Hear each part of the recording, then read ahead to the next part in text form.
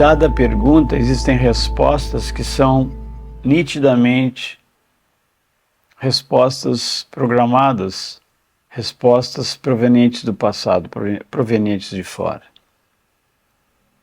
No entanto, surge uma nova possibilidade que é crítico, porque também vem do passado, mas vem equiparada com a resposta certa, filosoficamente certa.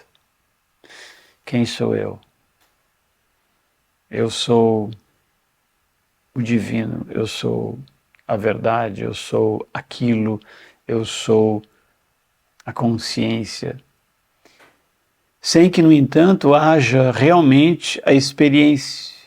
Há apenas uma repetição de alguma coisa aprendida. De novo, é uma resposta que vem do passado. Então, é importante para nós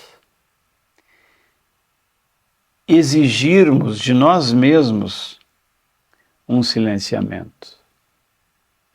O apropriado seria dizer que quando a pergunta realmente bate à nossa porta e nós atendemos a esse chamado, existe um silenciamento. Então aqui há uma mudança completa, porque não há uma resposta e a pergunta quem sou eu deixa a pergunta quem sou eu ou quem é você deixa de ser uma pergunta. Esse questionamento deixa de ser uma pergunta. E nesse sentido, não há uma resposta verbal, não há uma resposta intelectual. Não há nada que eu possa representar, porque uma representação de quem eu sou não é quem eu sou. Eu tenho que me dar conta disso. Então é fundamental que nós busquemos de verdade uma experiência. E aqui existe um outro problema, porque se nós buscamos uma experiência de nós mesmos e surgimos com uma experiência, nós estamos numa espécie de dualidade, experimentando alguma coisa e descrevendo essa alguma coisa como nós. Então toda descrição, toda experiência, ela demanda um experienciador. E a pergunta, ulteriormente, quer dizer exatamente isso. Quem é o experienciador? Quem é o experimentador? Quem está por trás do visto? O visto, definitivamente, é encantador. Nós nos encantamos com o visto.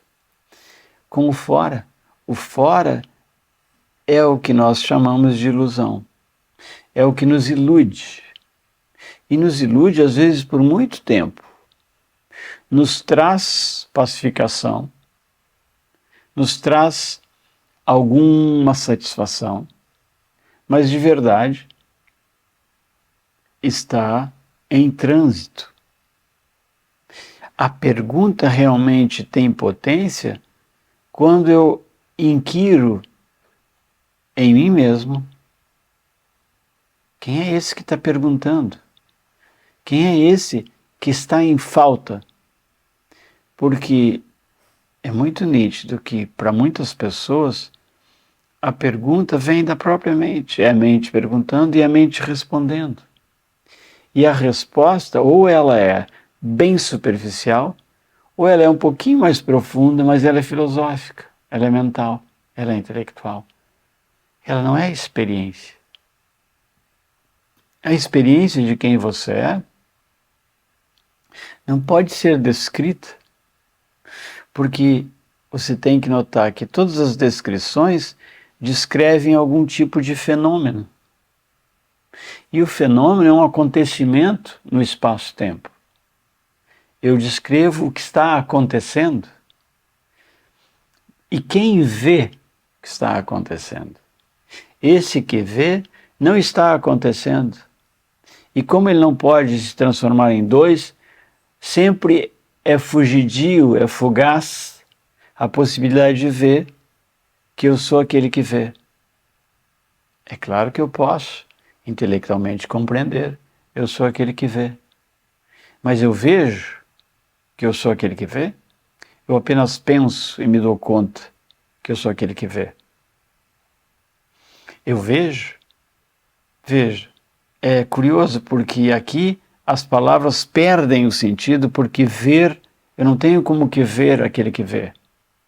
Eu vejo o que pode ser visto. O ver, aquele que vê, não pode ser visto.